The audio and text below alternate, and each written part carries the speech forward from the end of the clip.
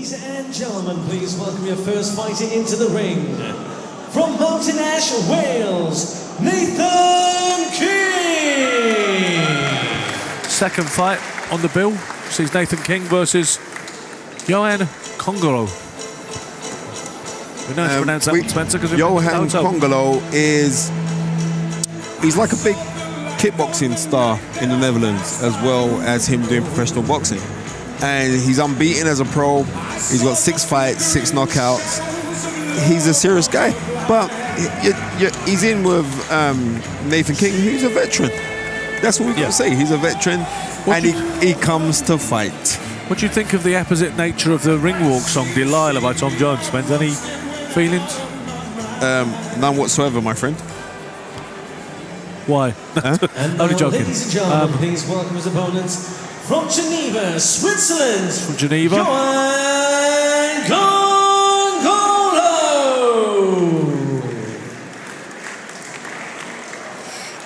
The journeyman King has been in with the likes of Hosea Burton and Nick Blackwell. He's been in with good guys, mate.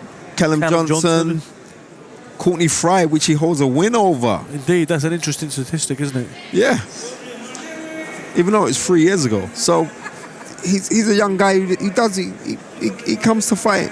He's more in the journeyman tag now because of but he's only been stopped 4 times. He's 28 losses. So that's got to show you that the guy knows the ring, mate. For sure. But he's in shape. You can see he's in shape. He's in shape. He's in shape, mate. But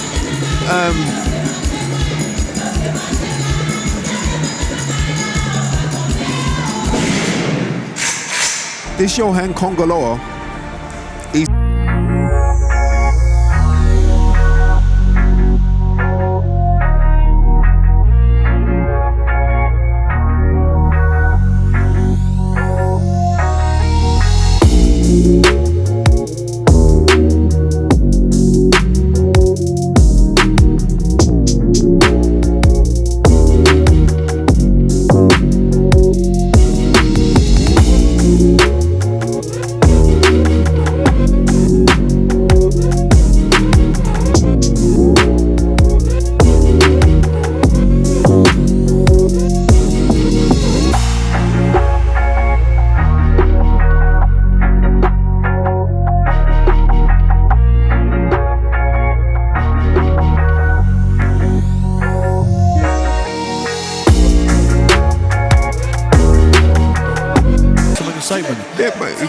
well, it's going to be interesting to see how he makes a statement against somebody like Nathan King. Gentlemen, Siesta Boxing proudly presents 6 3-minute rounds in the light heavyweight division. And in the blue corner, wearing light heavyweight, sorry, with the red trim. And yet he fought Nick Blackwell, Nathan, because it doesn't look like a light heavyweight Nathan King, to be fair.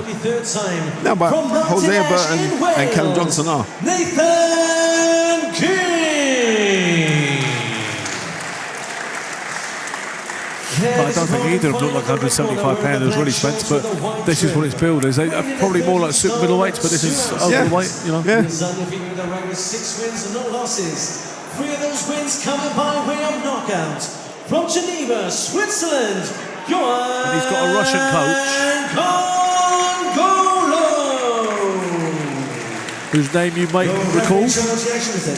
No.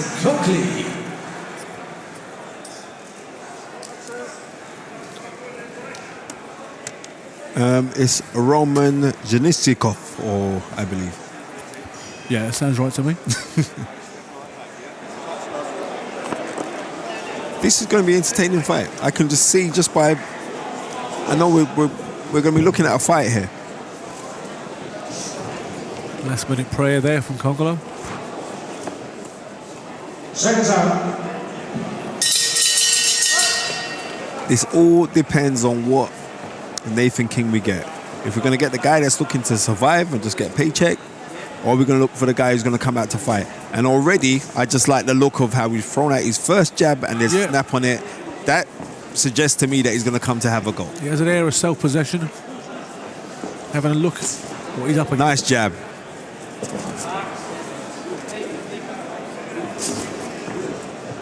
See, little clever move there. You see, like... Put his head out the range. Yeah, he puts his head out the range when he's throwing out the jab. A la Darren Hamilton does it. Darren Hamilton does that a lot, but also Darren Hamilton actually stole it from Joe Lewis, the great heavyweight champion. Yeah, and you said Joe Gans used to do it too. Joe Gans was the master of it, man. The originator of the jab, for people who don't know who Joe Gans is. I can't believe the jab wasn't invented earlier than about the early 1900s. You just thought. Well, he got the pattern on it. I'll tell you that now for you.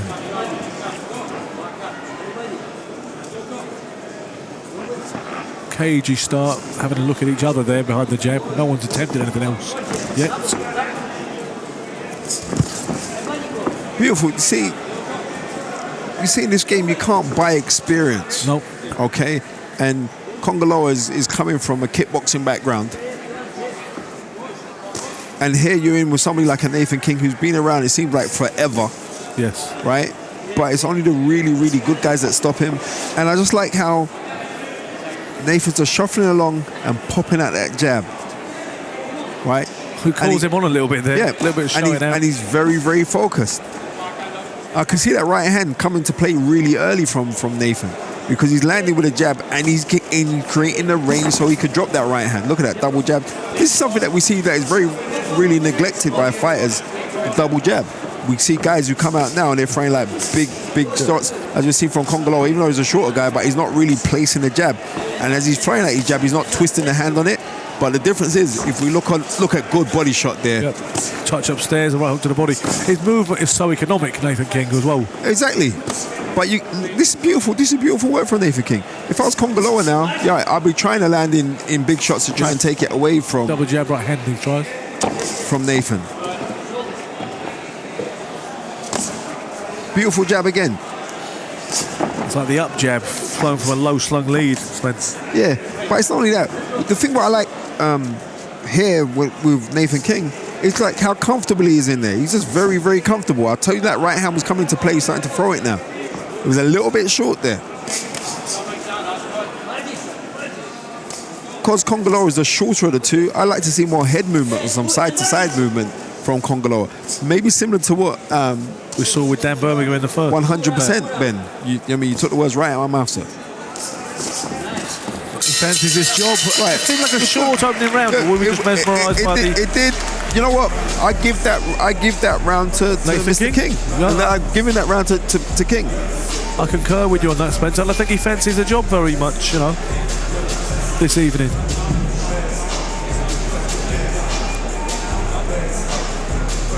What do you think about ring girls, Spencer? I know the late Mickey Duff hated them. He said they were absolutely an embarrassment. He did hate irrelevance to the serious business of the evening. Listen, whereas people either think it's all harmless fun and a bit of glamour.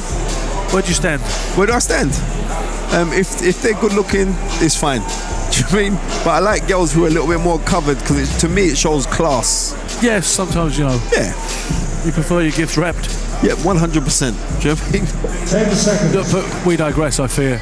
Round two, and my colleague Spencer and I fancy the blue corner one. I think the blue corner, I've given that to the veteran there. You got to remember, Kongolo is the guy that is meant to be the star on the rise here. He's got a good name abroad in the Netherlands. He's the one that's meant to be pressing forward, and he's the one that's meant to be pressing, even though he's the away fighter. But this show's kind of built around him a bit. He needs to be pressing more. When you thought the names that Nathan King has, opposed, there is probably a sense of who are you? I know Travis Dickerson on his record too. Luke Blackridge. Luke Blackledge as well as Nick Blackwell? Yeah. And he fought a really, really good fight in 2010. The Cuban, Luis Garcia. I had the he was sublime, wasn't he? Was you in the gym with us when he came in and sparred? Darren Sutherland. Yeah, he sparred with Darren Sutherland. He was sparring. He had some really good sparring with Tony Salem. I remember Carl Froch, the former WBA and WBC super middleweight champion, said you could keep this guy well away from me. Carl Froch did a lot of work with him, and Nathan King boxed him too. He's got a wealth of experience here. Even though he was stopped by Luis Garcia, there's no shame in that. I remember when he fought James DeGale up in Newcastle, I think it was. James DeGale only was 4 fights in when he fought Nathan King.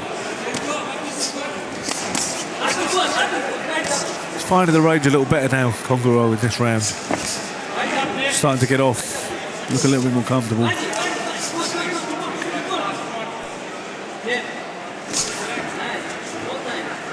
His jab's landing and King's face is reddening a little bit. Well, he's finding the range That's now. the right hand and the left hook. He is finding the range. He's finding the range, and that was a very, very good shot.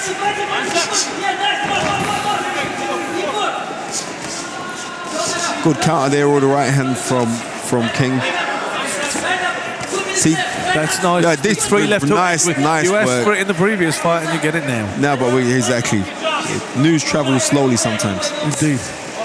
He's well out of range of that uppercut. I don't think you can always throw a right uppercut after a left jab.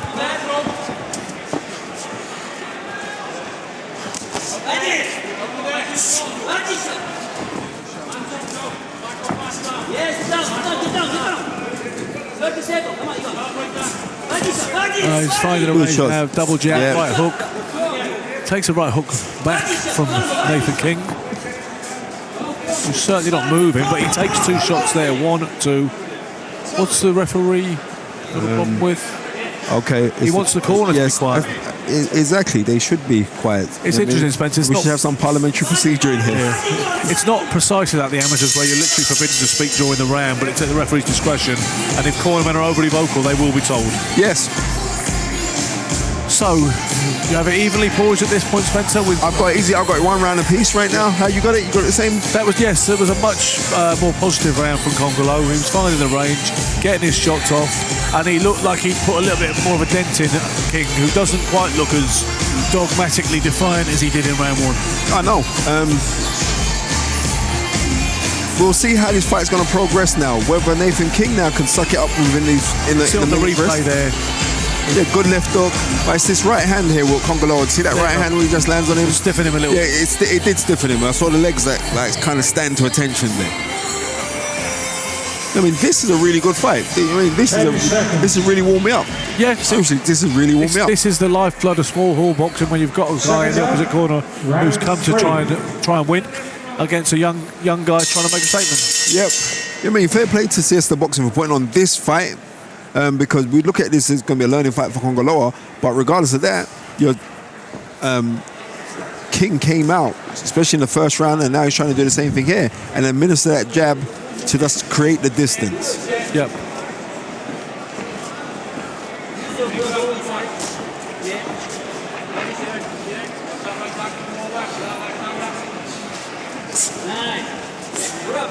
He's landing a jab again early in round 3. He is. And I always worry when you get the short guy with the shorter arms as well, out jabbing the taller guy. And that proves that he's administering the timing. And not only that, but maybe he's just taking away a little bit of the desire, especially with that overhand right that he caught him with in round 2, to like kind of take away the state of play from Nathan King.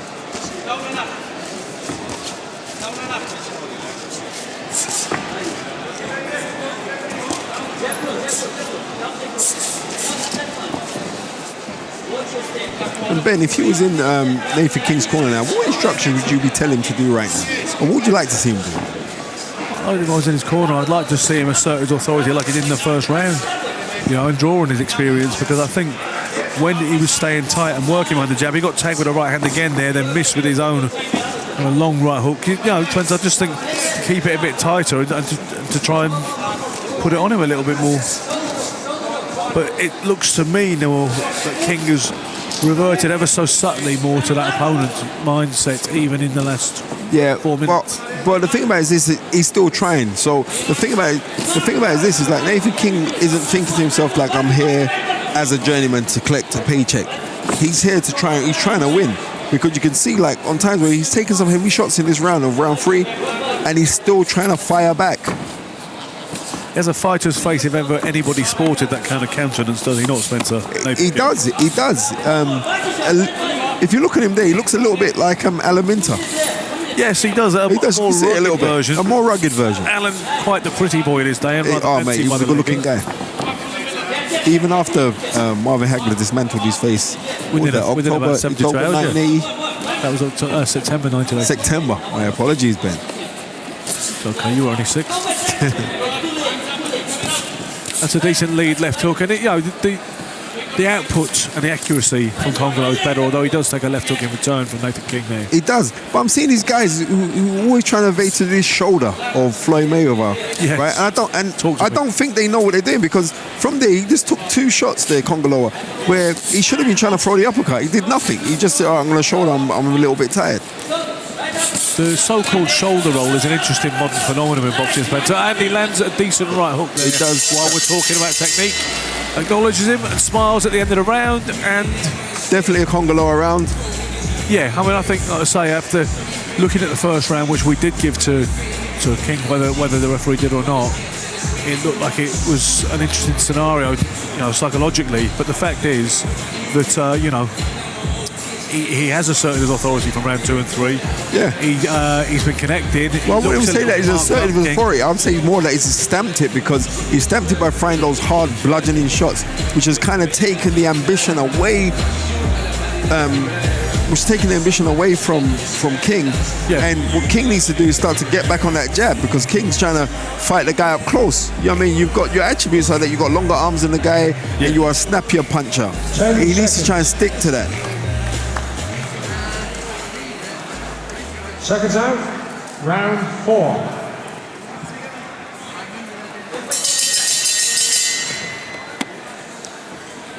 Fourth round of this light heavyweight contest here in Southampton.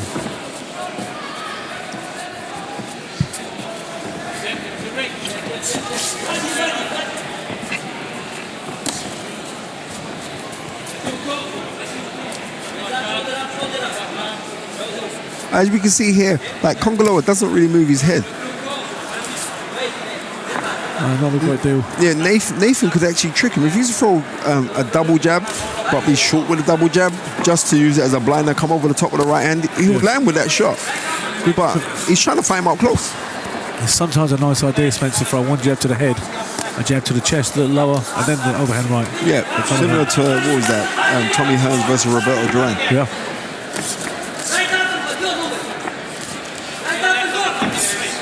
Nice short right uppercut there, then back to the jab from Kongolo.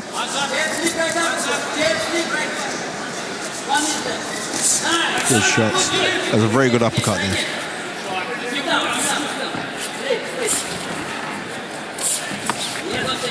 I mean, fair play to Nathan King. He's still in there and he's still trying.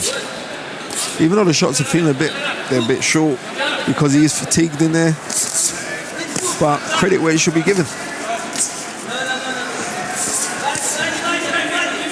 He looks good when he puts shots together, Kongolo. When he the basics, 3s and 4s, 1-2 left hook, Yeah. downstairs, upstairs, over the top. Yeah, but I'd like to see a little bit more of it. Yeah.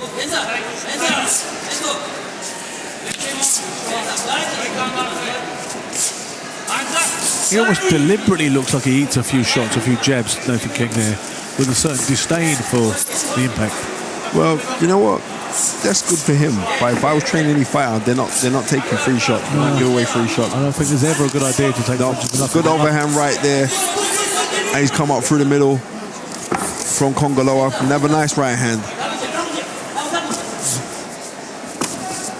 He has got a decent jab, Nathan King. I like the way He's got a nice jab. And I can see like from where he's throwing it, but he's throwing it from like a low guard range. But he leaves him susceptible to eating that right hand. Look at that. There's 3-4 right hands on the trot there. He's in the corner now. He's trying to do that kind of rock and roll, rope-a-dope thing, but misses with an overhand right there, Kongolo, as they get back to ring centre. I can see the snap and the deterioration of the punch power leaving. Yeah, double jab right hand. They all land. I don't think he's a bone-breaking puncher, it's fair to say, Kongolo. No, I think he's a stinging. Trouble. Yeah, I think he's a stinging puncher. I don't think he's bone-breaking at all. Mind you, the vast majority of fighters aren't. That's why it's a special quality. Exactly. He's got a decent snap in his shots. Like to see more of him though. I think this has all been in favour of the man now from Geneva by the first round, and he may not have even got that on.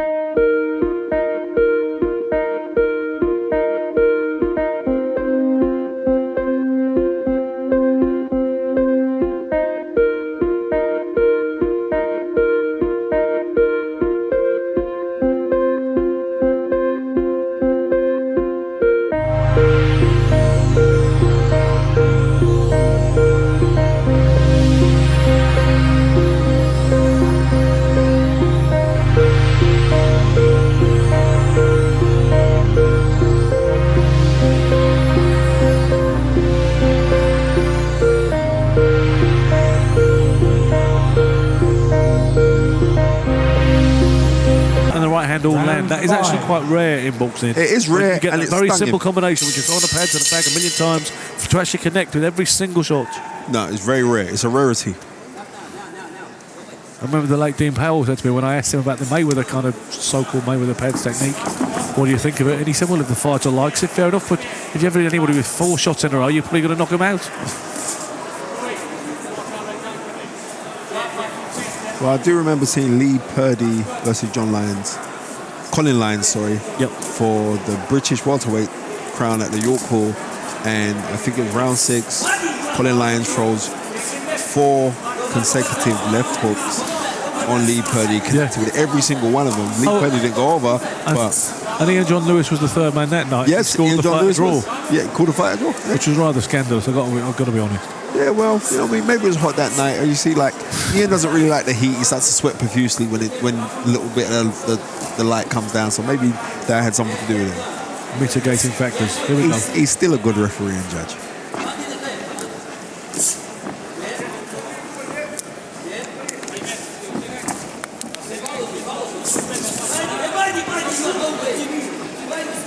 I mean, I'd like to see Kongolo now start pressing. All right? Yeah, make something else happen. Right, exactly. Right, he just gets caught with a right hand. And if he's not careful, because he's doing this, he's trying to do this shoulder roll where he drops his left hand down low and tries to lean away. But what he's doing, he just got caught by a right hand and a double jab. He's got to be very careful here. You should use more of a feint too, son of Spencer. Yeah, and there are none. Kid. Yeah, exactly. There are none at this present moment.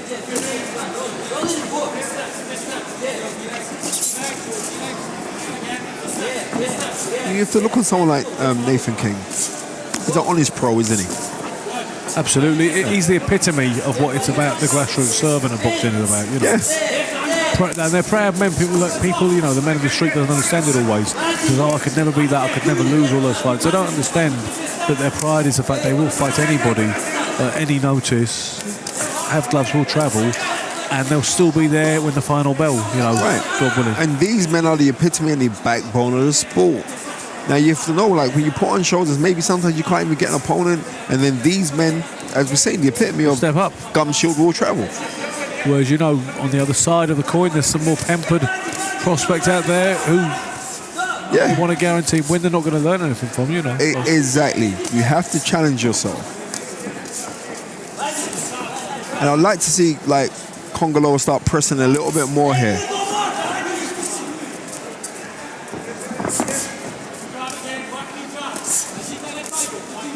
There's a casual sort of sense of mild annoyance when he takes a shot, Nathan King. Like, you know, it really hasn't, the same way it might annoy you, perhaps if your daughter sort of bugs you when you're watching TV or something, you know. Well, my daughter knows better than that. For sure, especially if you're watching boxing. Yeah, exactly. And we are, of course.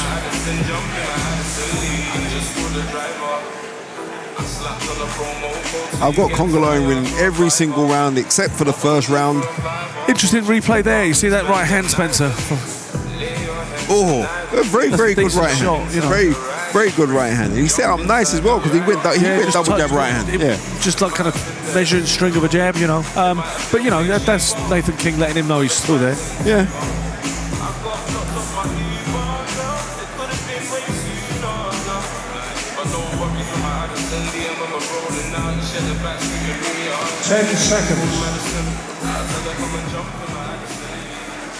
Seconds out, 6th and last round. This is the last round, and I believe that we're going to see something more from Nathan King because he knowing that it's the last round, he might just go and give it something here.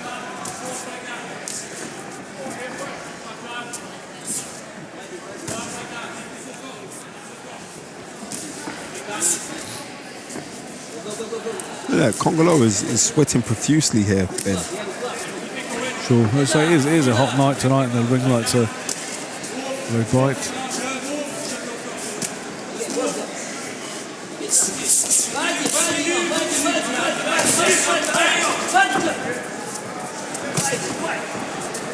Good combinations there from both men.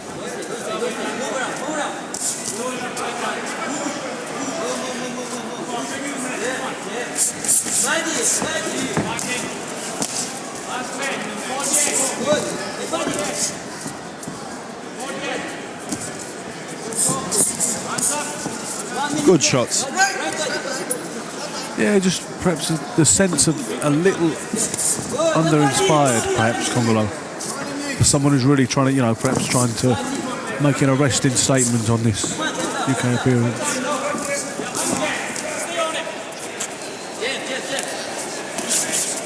He does that a few times, Spence. He throws a jab, then he tries to throw a long kind of long-range uppercut. It doesn't really seem to be working for him thus far. Well, you see, someone like Kongolo, who's got extensive kickboxing background, he's a bit of a star in the Netherlands for kickboxing. This is a whole different ball game where you most probably could be out there, you'll knock out guys in kickboxing, but it's with a long range exactly, it's a different discipline of this art. And when you're in somebody who's a wildly old pro, and he's cut as well. He's cut. I did see the blood earlier. He's cut around the right eye. And Kenga's seen that and looks like he is buoyed by it, you know. I don't think there's much chance of him getting a stoppage win at this stage in the last round. You know what? He's lucky he didn't get that You earlier. never know. You never know. And also, because he's cut, he's actually spurred on a little bit of a low blow. He's going to have a look at it. Sorry, he's talking about the low blow. Is he going to have a look at the cut as well? Yeah, I think he's going to have a look at the cut. He's taking him over to neutral. He's taking a point off for the low blow, which I don't think is going to make a huge difference to the final aggregate score. Right. I think Nathan King's corner just told him to go for that eye. Well, you would, wouldn't you? Yeah, exactly. I don't see it having an impact on the result at this There's stage. only 15 seconds to go. No. But at least they're letting their hands go. Entertaining last round.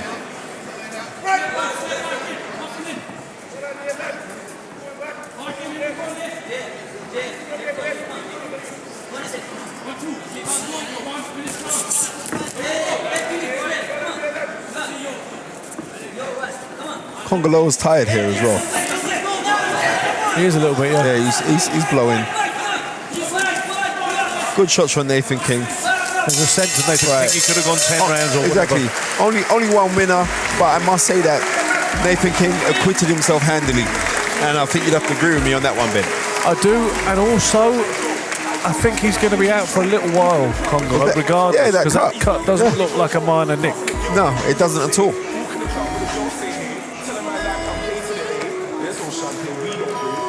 We'll wait for the official verdict from the referee. And because there was a point taken off of him, I've got this 60, 50, 54 to Kongolo. Yeah, maybe you think it might end up I gave the first round to him. But you know what? As we say, boxing subjective, and there's only it's not a title fight. There's only a referee that's scoring. It might be 60-55 anyway. Yeah, that's how I've got. Yeah, I've got it 60-54, but we shall see.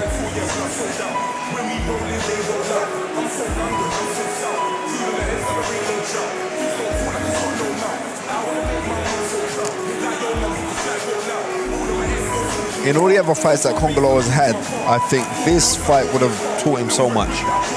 Yeah.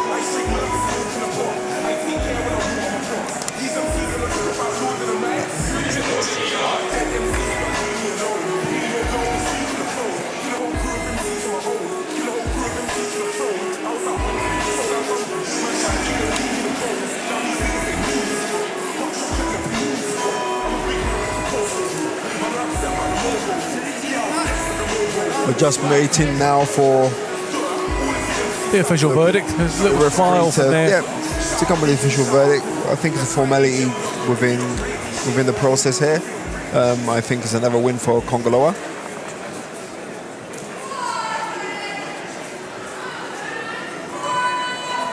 Ladies and gentlemen, after 6 rounds of action, we've had to go to the judges' scorecards. Jeffrey Hines scores about 60-55. 60-55, as I called it. By decision, Yoann Kongolo. All friends at the end. I don't think he seriously was suggesting he won that Nathan King, but he kind of a bit of a cheap King.